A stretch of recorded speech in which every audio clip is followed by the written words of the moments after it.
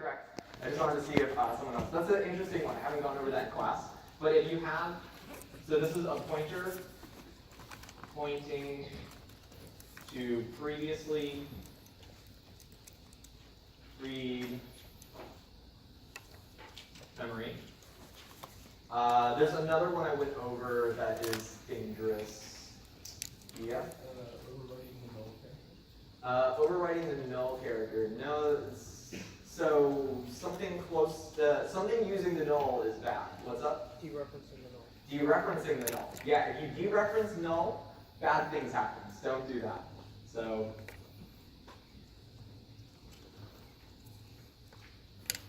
and one time in which you can very easily dereference the null character is if you potentially run out of memory and memory. There's something misspelled there, but whatever.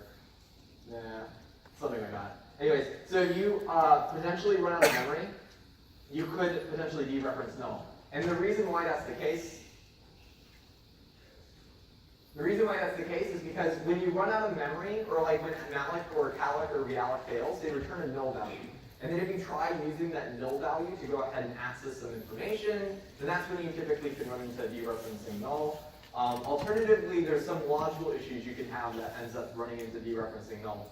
How do you avoid dereferencing null? Does anyone remember what I said at the end of class? I don't think I actually wrote code for it, but yeah. You should do like a if statement. Yeah, you just check to see if something is null before you access it. So to avoid this,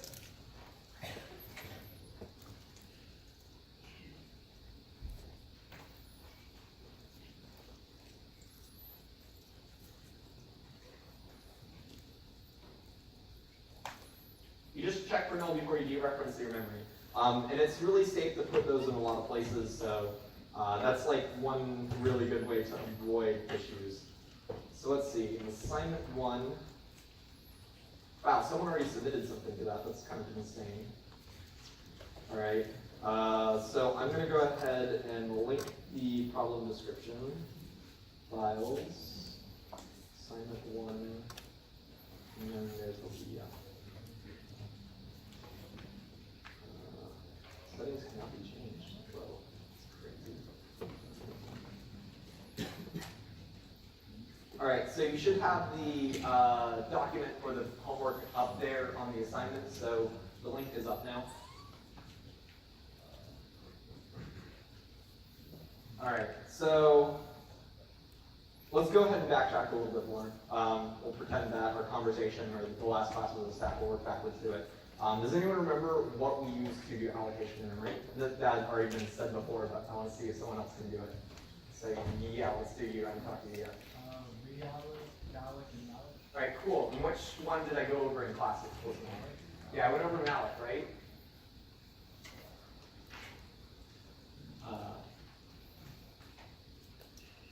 So we're allocating memories.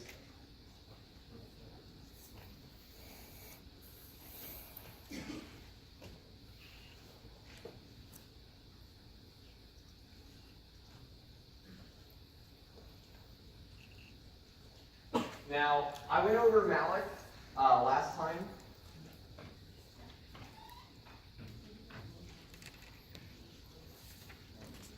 Yes. So what was the last function that I went over? Do you remember? Yeah, free was the last thing I went over. So for recovering memory,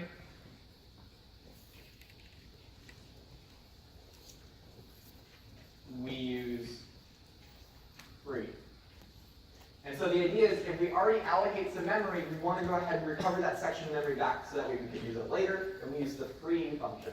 Now, we went over malloc previously, and what we did for that is we just passed in basically how much we wanted our memory to be, and we would pass it in as a size t, which is technically an unsized long. I don't know if I went over into that too much detail. But basically, why do you think it's called unsigned? Yeah? Yeah, what would negative memory be? Like if I wanted to allocate something that was -7 blocks or 7 units, what would that mean? It was like I want more memory for my program or something? I don't know, it's like really weird. So yeah, as you were saying, this is unsigned because we don't really want to allocate negative values, so we use size t, which is then type def as a unsigned long int, which is like the most confusing thing to say, but it's a thing. So malloc does return a void pointer, and so does calloc and realloc. I don't really like malloc as much because apparently in some Unix systems, how malloc is handled is it doesn't necessarily return a null if it was unsuccessful to allocate memory. You're not going to need to know this for the test, it's just something that you should know in general.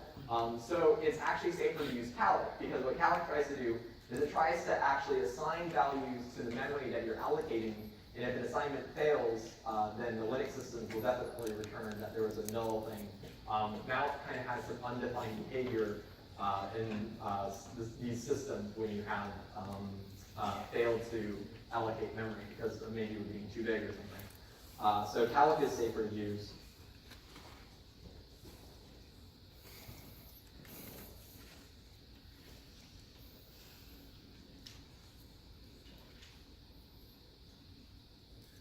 And again, I kind of mentioned that it sets some values to, it initializes the memory. Does anyone know what it initializes it to? I don't think I talked about that in class. So if anyone has any ideas, I'd like to hear it.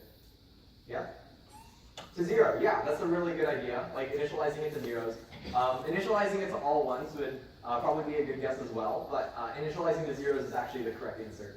So what calloc does is after it creates the memory, it sets all bytes to 0 in that section that you've allocated.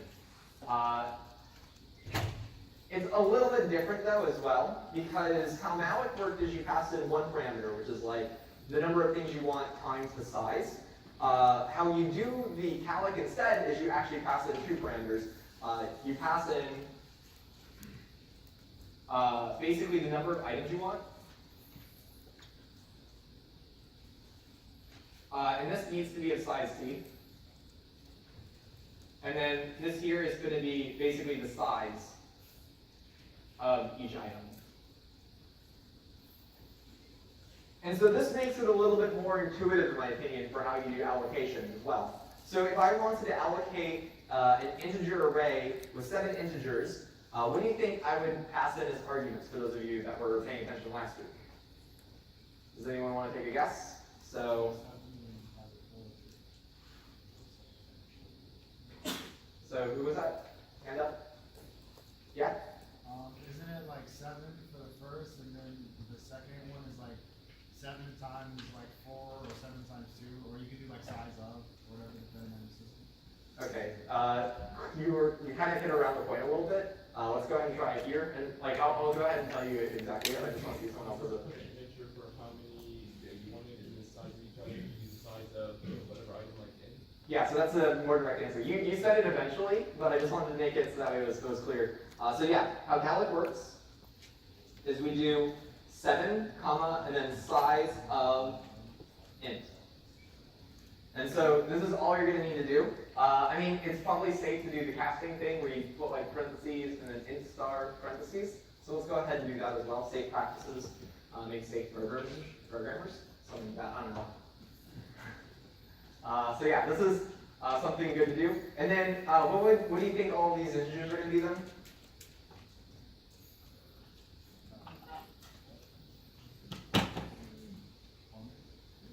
Zero, yeah. It's like in the paper at some point. So yeah, this is really nice. It means that you're guaranteed you know what the values are initialized to. You don't have to go ahead and initialize it with something. Well, you don't need to initialize it with 0 if you want it to be 0.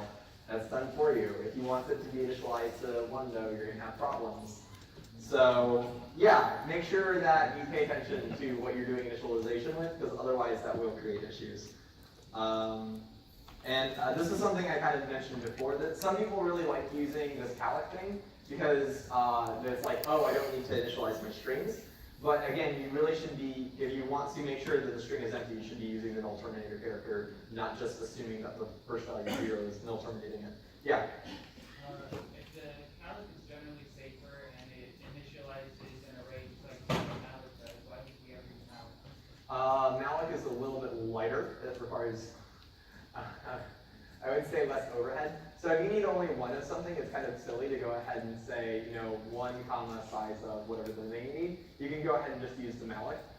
And additionally, if you don't need to, initialize it because you're going to change the initialization, imagine you're going to fill something with like 1, 2, 3, 4, 5, 6, 7, 8, 9. You're going to have to go through the list and fill it anyways. So basically, you're using a little bit of extra time to go ahead and fill in your set of values before doing it. And sometimes if you know how much memory is in your system, because you might be designing for something for a very particular platform, then the malloc could actually be a lighter weight thing to use because you know I will have that memory. I don't have to do the check to see if it fails. And then I don't have to also initialize the memory because I know what I need to set it to. So the calloc could, in that situation, be more effective than the malloc would be more effective than the calloc in that situation. But most of the time, I want to say like 90% of the time, you'll probably want to use the calloc instead.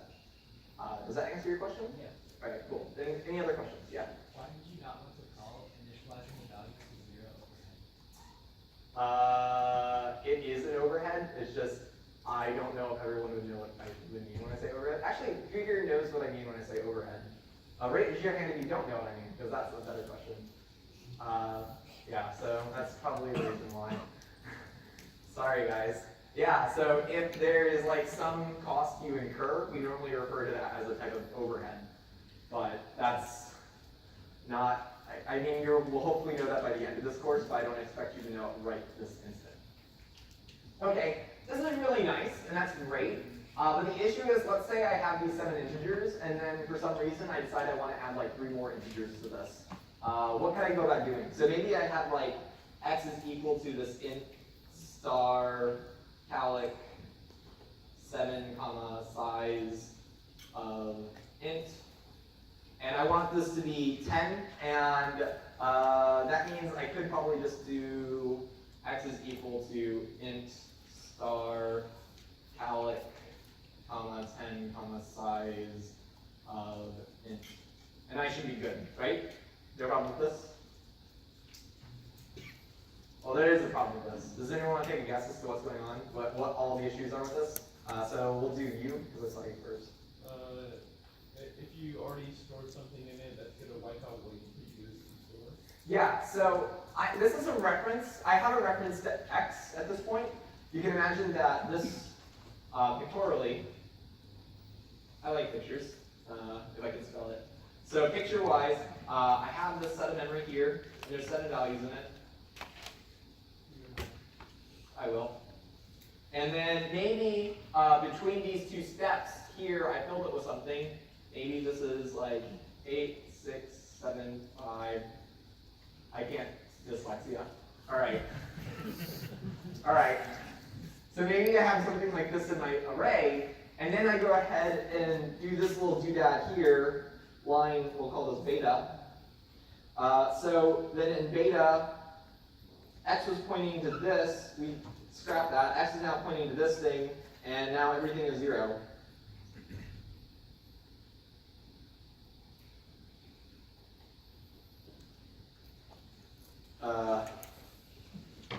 Yeah, that happened. All right.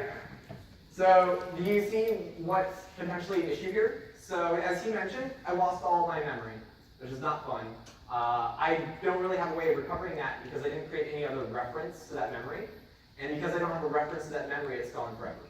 So that's sad. What's another issue that this has? Yeah? Creates a memory leak, doesn't it? Yes, this creates a memory leak because I don't have access to this.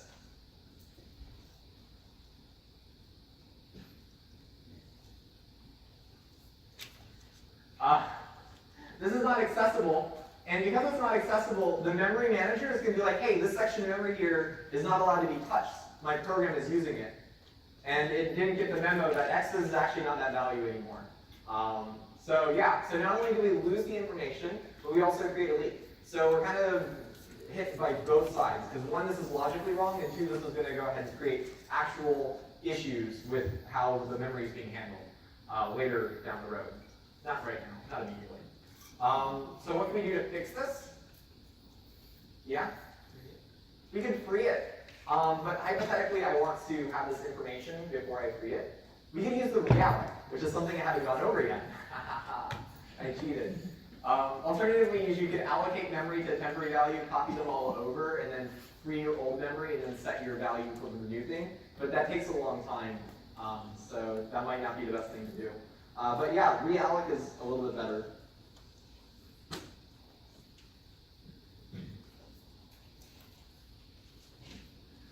So what realloc does is it also returns a void pointer, which means it returns some block of memory. And what you do for the realloc is it's actually similar, it's more close to malloc in a way, because all you give it is really the size of memory you want, along with the data that was previously stored at the location you're trying to realloc. So imagine we're trying to reallocate for x. So I should probably talk about what the parameters are first. So realloc takes in the reference to the old memory and the size the memory should become. So let's go ahead and try to figure out what realloc would be like when we're using this x example here. So let's go ahead and fold that down a little bit. So imagine we've already allocated for x, and now we want to go ahead and make it size 10 now instead of size 7. Does anyone want to take a guess as to what this would look like in code? Let's go ahead and call in someone new if someone wants to take a guess at it. No? Okay. So yeah, we wanted to retain the numbers that were already in there. Oh yeah, that's something I probably should mention. So what does this actually do? Yeah. I guess that would be nice to know. Realloc makes a new block of memory and copies in the old data. So if there is old data, that is. Like some really sketchy people like to do allocation of memory by passing in null to realloc, and that is something you can do. I don't really recommend doing it. It behaves exactly like malloc. You pass in null as your reference.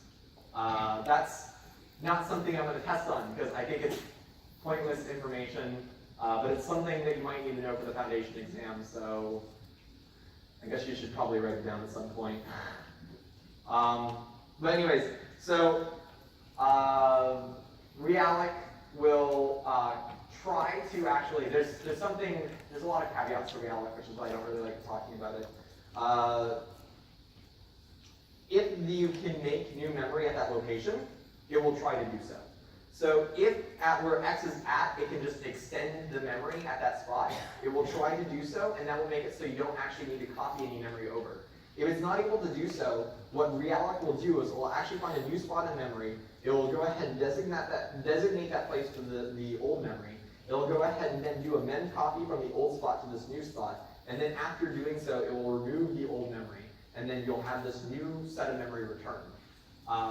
Which is why realloc can actually be very slow sometimes, because if you're not able to get that the extension to the old spot of memory, it will end up having to do this copy where it goes through every single piece of the data and copies it over byte by byte. Yeah, what's up? So, to understand this correctly, it copies the data over and then changes the pointer value, or and then deletes If the it old one. needs to. And So you there's can like two ways it can do it. Either it can go ahead and just say, hey, I'm able to get that memory and allocates it, or it has to do this copy and then remove. Okay, and it does a free operation when it's done, essentially. Effectively. You don't need to worry about creating that old section of memory. Realloc does it for you. Okay. Is there any other questions? Yeah. Yeah, you can. And if you do so, I think that realloc doesn't do a mem copy, in which case it will behave very efficiently for that. The only reason why you would want to make the memory block smaller is if you know that you're going to need the memory later on, because most of the time you're probably not going to need to shrink memory. So I don't see very often where people are like, hey, can you realloc to make something smaller or something like that. It occurs very infrequently. That's useful to know if you're working with platforms that have limited hardware design, like if you don't have that much memory, because maybe you're working with a very low budget and the hardware you're pushing out is like basically pennies worth of value. So that can be very effective in that situation. So yeah, as this, what's your name by the way? Dave? Yeah, so Dave pointed out that you could potentially use this to shrink memory, and that is the case. So this can be used to reduce allocations. Yeah, what's up? The memory should become. The size the memory should become. Yeah, that's not at all confusing. All right. I'm sorry, my brain actually spaces things out when I write. I'm like a 7-year-old or something. All right. Let's go back to this example of the terrible phone number that I got wrong. So if I want to go ahead and use realloc for this example, what I need to do is I want to say x is equal to int star realloc, and then the old memory that was there is what? Yeah, the same as x. Yeah, you're both right. And then what do I put in this spot here? 10? 7? 3. Everything under the sun. Yeah. So we're taking the first one of 7 and reallocating to make one of 10? Yeah, we want to make it to be 10 big, 10 integers long. It would be 10 times the size of it. Remember, we need to make sure that we're giving it the right size.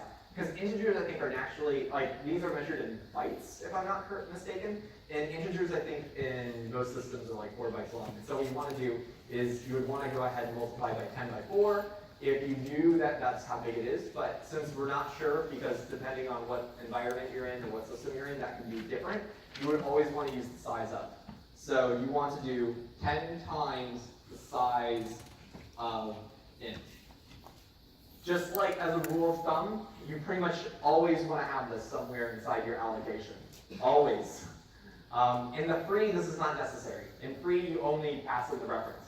But make sure you pretty much are always putting a size up in there, unless you know what you're doing, which is hardly the case. I don't even know what I'm doing most of the time. So yeah, try to put the size up in there as much as possible. Is there any other questions on this right now? Yeah.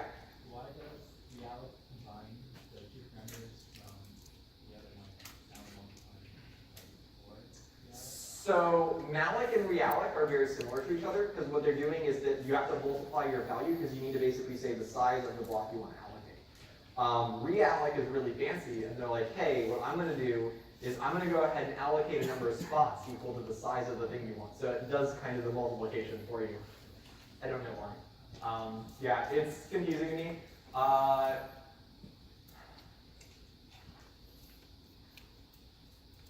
Yeah, I can't think of a really good reason why they would want to do that, other than if you want to potentially make your memory more jagged, you can do that with malloc, and you can do that with realloc. And what I mean by jagged is, imagine if you wanted to make a byte, and the byte should have 8 bits, right? Maybe each one of those bits you want to represent as like a particular data type. The thing is, if you're passing in just byte information into the realloc, if you go ahead and say 1 that allocates a byte, if I need to make like 7 of these values, I don't want to have to put in like 7 times 1 byte, because if it's just a bit of information I'm storing, that would be overkill. I could just do 1 byte and that would be effective. And so malloc gives you a lot more freedom with allocating exactly how much memory you want and then using that. But that's like, I think that's pretty much the only reason why you would want to do that, is if you wanted to do more fine-grained separation of data. Is there any other questions on this? Other than that, I mean, pretty much in this class, use calloc, because calloc is really nice, and we don't really care about memory management too much. Does anyone here care about memory efficiency at their work? No one's cared about memory efficiency at work yet? You will eventually. Oh, some people back there. What's up? A question about realloc. When we increase the size of the new memory to be 0. So the new memory, I think, is undefined behavior. Like, I don't think it actually, so yeah, that's a really good point. When we do this new value now, what we have going on, I love pictures. So we have 8, 6, 7, 3, 5, 1, 0. When we do the realloc, yeah, I will. All right, we're good? Cool. All right, so 8, 6, 7, 3, 5, 1, 0, and then this is like unknown. Yeah, I don't think that it's defined by the C standard what's going to be in there, and so you can have pretty much garbage. And that's like one thing about malloc as well, is that you have effectively garbage in this area as well. Like when you allocate memory for the first time, it's random things. So it's really funny when you're running a program and you like begin freeing memory, and then you begin allocating memory, and then you end up with the same memory you had just freed. And so you can actually read in a whole bunch of like really crazy things in the program. It's a really good idea if you're writing something that needs to be like safe and secure, that you like also erase your data before you free the memory. But you know, that's like a whole other issue. Is there any questions on this so far? Anyone lost, confused? Yeah, a little bit? Okay. Hey, what's up?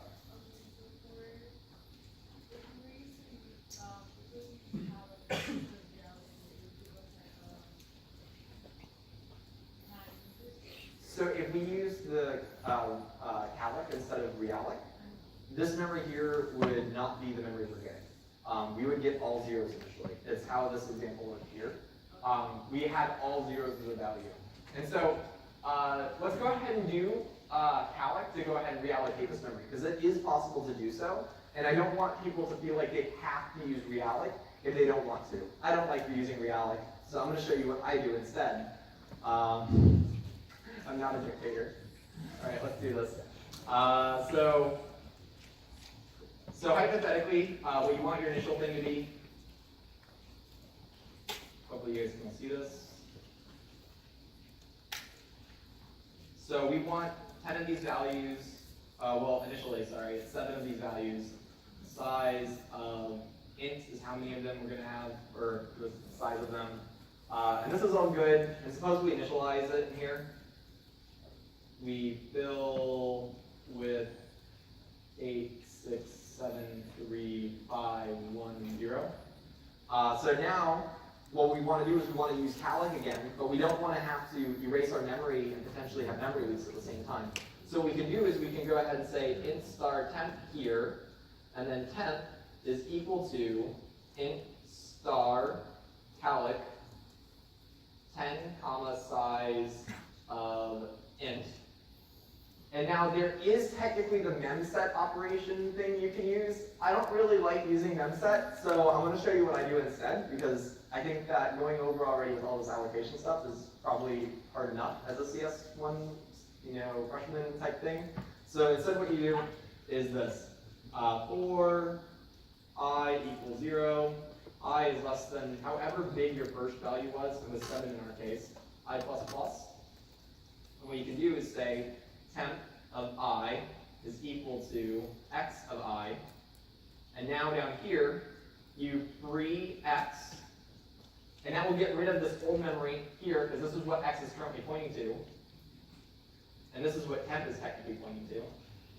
And then once you have freed x, all you need to do is get x to point to the right set of memory. So x needs to point to what temp points to. In order to get x to point to what temp points to, we say x is equal to temp.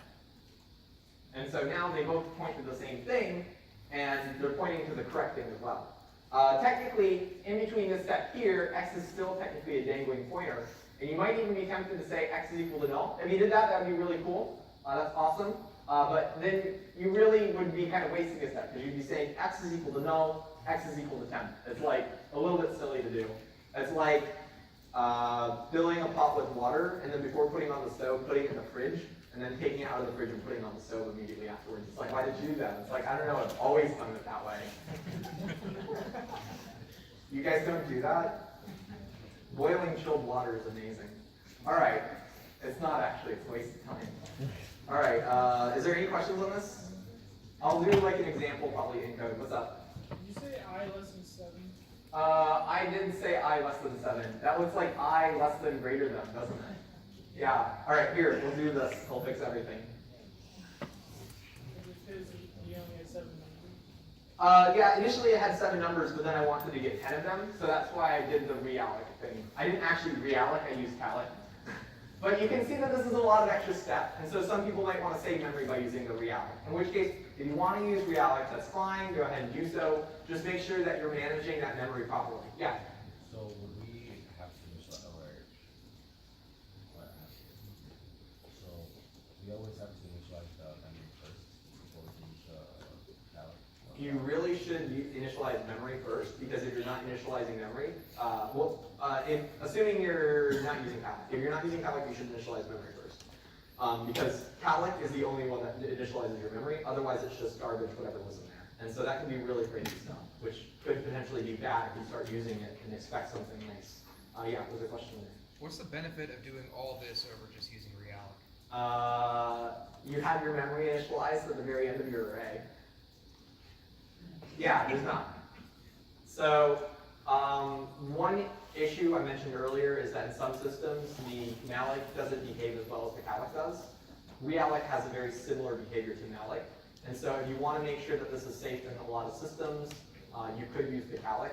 I don't think anyone normally runs into that issue though. It's like really uncommon. But it is something that exists, and so people that I've talked to that are experts use the calloc instead of malloc. Is that good? All right. Any other questions, comments, concerns? All right, let's go ahead and do some coding.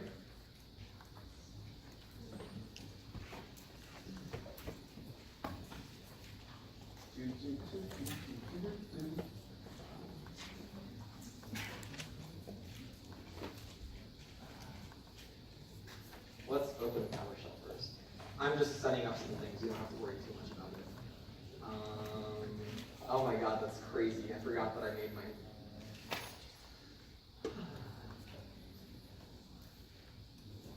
I think I'm saving it there. No, I'm saving it to...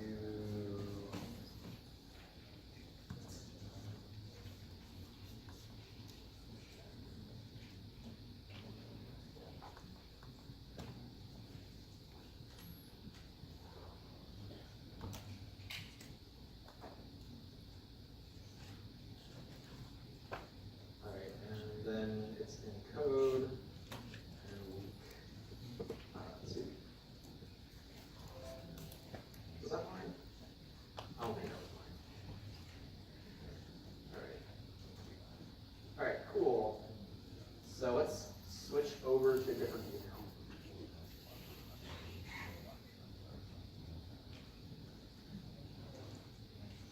Alright, so in my directory, I have something called people1.in. To show you what people1.in is it's this. I have a list of friends of mine, and then I have the name of said friend, which for some reason is always 5. Not sure exactly how that turned out. And then I have the number of likes they have, animal-wise, and then the number of things they dislike. And now I want to go ahead and have a party for my friends.